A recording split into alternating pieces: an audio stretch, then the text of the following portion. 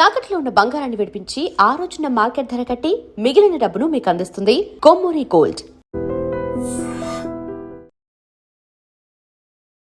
ఒక cinema release ఫంక్షన్‌లో are audio ఏదో ఒక ఫంక్షన్‌లో మహేష్ నేను నీకంటే చిన్నవాడిని అనే ఒక మాట అన్నారు. ఎందుకలా? చిన్నవాడిని అంటే వయసులో చిన్నవాడిని తల్లి నేను. ఆయనకంటే 1 ఇయర్ చిన్నోని. ఆయన 75లో పుట్టాడు, నేను 76లో పుట్టాను. నో. నో. నో. మీరేమన్నా ఒక ఇండికేషన్స్ లాంటివి ఏమన్నా ఎప్పుడన్నా ఇచ్చారా అనే దాంట్లో? దేంటి ఏం ఇండికేషన్? బేబీ మోడలింగ్ కానీ మిగతా దాంట్లో కానీ. వామ్మో, చిన్నవాడిని అంటే అట్లా కాదమ్మా. ఆయన ఏదో సార్ అంటుంటే ఆ, సార్ ఏందయ్యా నువ్వు, నాకు అర్థం కాదు, నేను చిన్నోని నీకంటే వయసులో అంటే నేను ఆయన మహేష్ అంటున్నా, ఆయన నన్ను సార్ అంటున్నాడు. నాన్న కాదు బాస్, నువ్వు నేను నీకంటే చిన్నోడిని కాబట్టి వయసులో చిన్నోడిని అని చెప్పిన. అట్లా కదమ్మా, నాకు అట్లాంటి పిచ్చి భ్రమలు ఏం లేవు. ఆయన మహేష్ బాబు, నేను ఎవరిని కాబట్టి. ఆయన చాలా అందగాడు, ఆయనతో మనకేం పోలిక. ఆయన ఏదో హీరో, సినిమా హీరో, నేను పొలిటీషియను. నాకు ఆయనకి పోలికలేంటి? ఆయన ఏదో పాపం గ్లామర్ కాపాడుకుని చాలా కష్టపడి ఆ స్థాయికి వచ్చాడు. ఆయనతో మనకేం పోలికలు? ఆయనతో నేనెట్ట పోల్చుకుంటా? సో మీరు ఎప్పుడైనా ఒక ఫారిన్ కంట్రీకి వెళ్ళారు, అక్కడ నుంచి మంచి ఒక కూల్ పిక్చర్ ఏదైనా పోస్ట్ చేశారనుకోండి, ఇమ్మీడియట్గా you will get few comments అని వస్తుంటాయి, కాంప్లిమెంట్స్ ఇవన్నీ వస్తూ ఉంటాయి. బూతులు కూడా తిడతారు, దానిలో ఏం లేదు లేమ్మా. బూతులు తిట్టే వాళ్ళు ఉంటారు, పొగిడే వాళ్ళు ఉంటారు. అది లైఫ్ అమ్మ, దాన్ని పెద్ద సీరియస్గా తీసుకోకూడదు. ఇప్పుడు చాలా మందికి ఏదో ఒకటి కామెంట్ చేయాలని ఉంటుంది. అందుకే అప్పట్లో ఏదో పాట రాశారు కదా హిందీ సినిమాల్లో, కుచ్ తో లోగ్ కహెంగే లోగోं का काम है कहना. ఇక ఎన్ని పట్టించుకుంటే కష్టం, మనం అవి పట్టించుకుంటే బతకలేం. సో చాలా టఫ్ సబ్జెక్ట్ స్కూల్లో అంటే ఏముండేది? మ్యాథమెటిక్స్. ఎందుకలా? అది నాకు అర్థం కాదు. నాకు ఆ పుస్తకం చూస్తే నెంబర్లు జంప్ అవుతూ ఉంటాయి. అంటే డిస్లెక్సియా అని లేదు, బట్ అది అర్థమయ్యేది కాదు. ఏంది ఇది, ఎవడు కనిపెట్టాడు, ఎందుకు పెట్టారు, ఈ పరీక్ష ఏంటి, ఆ టైప్లో నాకు పిచ్చ కోపం ఉండేది మ్యాథమెటిక్స్ అంటే. ఒక్కసారి మా అమ్మకి చెప్పిన, నేను ఇంకా చదవను, ఈరోజు ఎగ్జామ్ పోనంటే బతిలాడి పంపించింది. So I hated mathematics, I still hate. అది స్కూల్ డేస్లో అయి ఉంటుంది అంతేనా? అంతే. ఇంకా తర్వాత మ్యాథ్ లేదుగా, తప్పించుకున్నా. మీరు స్కూల్ ఏజ్లో ఒక గోల్ ఏదో పెట్టుకుంటారు, కాలేజ్కి వచ్చింది ఎప్పుడు లేదమ్మా గోల్స్. నాకు అసలు ఎప్పుడు లేదు. ఎప్పుడు గోల్స్ లేవు. ఏం చేయాలి అంటే ఫలానాది చేయాలి అన్నది ఎప్పుడు లేదు. మా అమ్మనేమో డాక్టర్ కామన్నది, సో డాక్టర్ అయిదామని సీటు కూడా సంపాదించిన. కానీ నాన్న అన్నారు, అది చాలా కష్టం రా, 32 ఏళ్ళు అవుతుంది సెటిల్ అయ్యే వరకు, ఎందుకు అప్పుడే యూపీఎస్సీ రాయి సివిల్ సర్వెంట్గా అన్నారు. సరే నాన్న మీరు చెప్పింది చేస్తా అన్న. ఇద్దరిది చేయలేదు, ఇద్దరిని ఈక్వల్లీ డిసాటిస్ఫై చేసి వదిలేసి చివరికి అమెరికా వెళ్ళిపోయారు. సో అట్లా జరుగుతుంటాయి లైఫ్లో. పెద్ద గోల్స్, అంబిషన్స్ ఏం పెట్టుకోలేదమ్మా. అట్లా బై డిఫాల్ట్ నడిచిపోయింది ఇప్పటిదాకా. రేపు కూడా అట్లా నడుస్తుంది అనుకుంటున్నాను. కేటీఆర్ గారు అంటే నాన్నగారు అంటే మీకు చాలా భయమా? భయము, గౌరవము, అన్నిటికీ మించి భక్తి, 3 ఉన్నాయి. ఓకే. I worship him. అంటే is a leader, is a living legend. ఆయన కంటే మించిన నాయకుని నేను చూడలేదు. చాలామంది రాజకీయ నాయకులను చూశాను. Is a legend. భయం, ఎస్, ఇప్పటికి కూడా ఆయన ముందు మాట్లాడలేను. గౌరవం, because of his achievements. Is a tall leader. ఆయన ఏ మూడ్లో ఉన్నారో కనుక్కొని మరీ వెళ్తారు దగ్గరికి, లేకపోతే డౌటానికి ఏమన్నా డౌటా? ఆయన మంచి మూడ్లో లేరంటే అందుకు వెళ్తాం ముందుకి, పక్కకి వెళ్ళి ఇక్కడ మా అమ్మతో కూర్చొని ఏదో చెప్పుకుంటా. లైక్ ఒక లీడర్ గా చూస్తారా, నాన్నగారి లాగా చూస్తారా? లైక్ ఎలా ఉంటుంది ఆ బాండ్? తల్లి ఇప్పుడు ఆడ పోయినాక అట్లా ఇప్పుడు ఒక మనిషిలో మల్టిపుల్ ఐడెంటిటీస్ ఉంటాయి. ఎట్లా చెప్తావు నువ్వు? ఆయన లీడర్గా చూస్తావా, తండ్రిగా చూస్తావా అంటే, ఆయన సడన్గా ఏదైనా ఇంటి విషయం పడితే తండ్రికి కొడుకుగానే చెప్తా, పార్టీ విషయం పడితే లీడర్గా చెప్తా. అందులో ఎట్లా ఎట్లా డిఫరెన్షియేట్ చేస్తావు? చేయలేం కదా. కూర్చున్నప్పుడు అరే వాడు ఎట్లున్నాడు హిమాంశు అంటే చెప్తా, తండ్రిగానే చెప్తా. ఒకవేళ కాదు, అరే అదేమైందిరా, పని ఏదో చెప్పినా కదా, అదేమైందంటే లీడర్గానే చెప్పాలి. సార్ అది కాదు సార్, ఇదైంది సార్ అని చెప్పాలి. దానిలో ఏముంటుంది? హైదరాబాద్ మీ ఫేవరెట్ సిటీ అంటే ఫస్ట్ హైదరాబాదే వస్తుంది. అదర్ దాన్ హైదరాబాద్ అంటే ఏం చెప్తారు? అంటే ఇక్కడ విదేశాల్లోనే ఎక్కడ? వేరేవా? అంటే ఇండియాలో చాలా ఉన్నాయి. ఫర్ ఎగ్జాంపుల్ నేను చదువుకున్న ప్లేస్లేనండి, నేను తిరిగిన ప్లేస్లు చాలా ఉన్నాయి. బట్ వరల్డ్లో అయితే న్యూయార్క్ చాలా ఇష్టమైన సిటీ. నేను చదువుకున్నాను అక్కడ, అది కూడా ఒక కారణం కావచ్చు. ఇండియాలో పూణే కూడా ఇష్టం, ఎందుకంటే అక్కడ కూడా చదువుకున్నా. బెంగళూరు ఇష్టం. చాలా ఉన్నాయమ్మా. తిరిగిన ఒక్కొక్క ప్లేస్లో ఒక్కొక్కటి నచ్చుతుంది. ఓకే. సో ఒక తీరని కోరిక ఉంది అంటే? చాలా ఉన్నాయి. ఒకటేంటి, పెద్ద బకెట్ లిస్ట్ రాసుకున్నాను నేను. మొన్న ఏదో 50 yearsకి వస్తున్నాను నేను ఈ సంవత్సరం. ఏం చేయలేదు జీవితంలో, చాలా వేస్ట్ ఫెలో లాగా ఇక్కడే మిగిలిపోయామని చెప్పి ఓ లిస్ట్ అంతా రాసుకుని నా ఫోన్లో ఉంది. ఈసారి అసలు చాలా ప్లాన్లు వేసుకున్నాను నేను. 50వ సంవత్సరం 50 పనులు చేయాలని రాసుకున్నాను, ఒక్కటి కూడా చేయలేదు ఇప్పటివరకు. సో చూడాలి, తీరని కోరికలు చాలా ఉన్నాయి.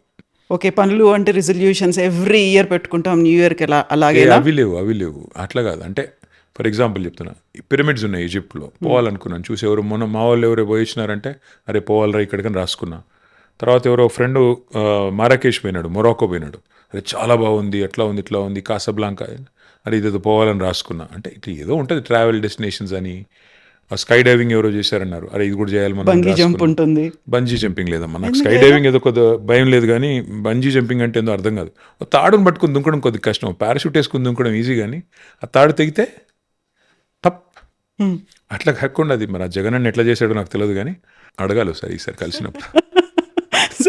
యూజువల్గా ఇలా పొలిటీషియన్స్ అదర్ దాన్ పాలిటిక్స్ మాట్లాడుకోవాలి, ఎప్పుడు ఉండేటువంటి హెక్టిక్ షెడ్యూల్స్ ఇవన్నీ కాదు అనుకుంటే ఎవరితో మీరు అంత క్లోజ్గా అసోసియేట్ అయ్యి మాట్లాడతారు? ఏది రాజకీయాల్లో? రాజకీయాల్లో పొలిటికల్ లీడర్స్తో అదర్ దాన్ పాలిటిక్స్. నాకు ఒక సెపరేషన్ ఉందమ్మా నా లైఫ్లో. నేను వర్క్ కాడికి మా కొలీగ్స్ అందరితో బాగానే ఉంటాను, అంటే నేను అనుకుంటున్నాను బాగానే ఉంటానని. ఫ్రెండ్స్తో పర్సనల్ విషయాలు మాట్లాడతాను, నా కొలీగ్స్ అందరితో రాజకీయమే మాట్లాడతాను కదా, మా వృత్తి కదా అది, మా వర్క్ అది. సో ఆ సెపరేషన్ నాకుంది.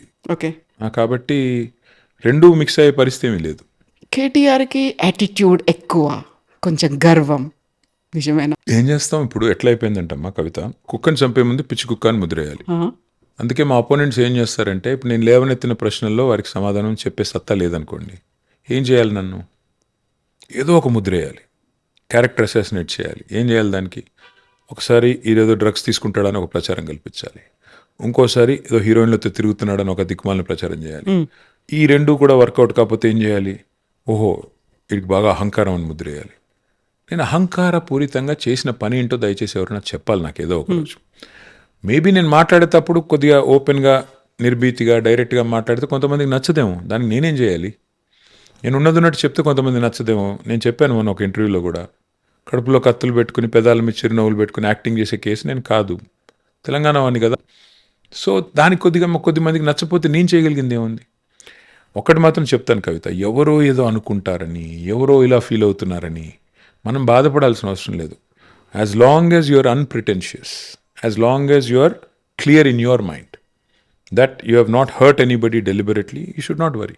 ఓడిపోయిన తర్వాత రియలైజ్ అయ్యారా ఎందుకు ఓడిపోయారు అనేది? ఆఫ్ కోర్స్, కర్ణుడి సావుకి 100 కారణాలు అంటారు కదా, అట్లా మా ఓటమికి కూడా 100 కారణాలు ఉన్నాయి. ఏ కారణం చెప్పండి నీకు?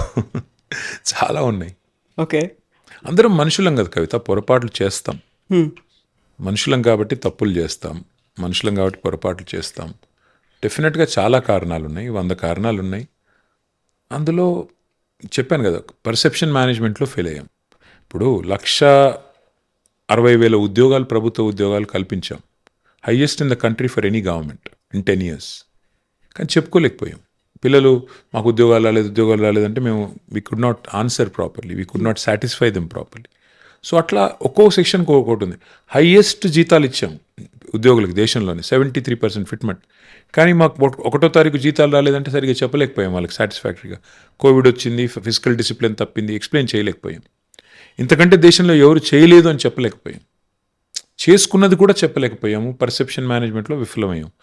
కానీ రిగ్రెట్ ఏం లేదమ్మా, ఓడిపోయాము అన్న బాధ ఏం లేదు. ఎందుకంటే గాడిదని చూస్తేనే గుర్రం విలువ తెలుస్తుంది, బాధ ఏం లేదు. సో సినిమాలకి సంబంధించి ఇంతకుముందు మీరు పోస్ట్ చేసేవాళ్ళు, ఒక సిరీస్ గురించి, ఒక సినిమా గురించి. మానేశాను, ఎందుకంటే దిక్కుమాలిన లింకప్లు పెడుతున్నారు. సినిమా గురించి ఏమైనా పెడితే ఏ దరిద్రం మళ్ళీ అంటగడతారో, నాకెందుకు ఈ చండాలం అని వదిలేశాను. అంటే మరీ కొన్ని విషయాల్లో ఎలా తయారయ్యారంటే మా అపోనెంట్స్, సరుకు లేదు, సబ్జెక్టు లేదు, అదేంటే బబ్రాజమానం భజగోవిందం అని డబ్బాలో వేసి గుల్కరాలు ఊపినట్టు వాళ్ళకి మాట్లాడడం తప్ప ఒక సబ్జెక్ట్ మాట్లాడే తెలియదు, ఒక పని చేసే తెలివి లేదు. దాంతో ఏం చేస్తున్నారు, అడ్డమైనవన్నీ ఎత్తుకొని పనికి మాలినవన్నీ మాట్లాడి మమ్మల్ని బిలిటిల్ చేసే ప్రయత్నం చేస్తున్నారు. ఎందుకు స్కోప్ ఇవ్వాలి? సినిమాలు అప్పుడప్పుడు చూస్తానంటే చూస్తాను, ఇప్పుడు ఇంకా ట్వీట్ చేయడం మానేశాను. సినిమా ఫంక్షన్లకు పిలిస్తే కూడా పోవట్లేదు నేను. ఎందుకు ఈ దరిద్రం అంతా నాకెందుకు, మళ్ళీ అంటగడతారు, చండాలం వద్దు అని డిసైడ్ చేసుకో.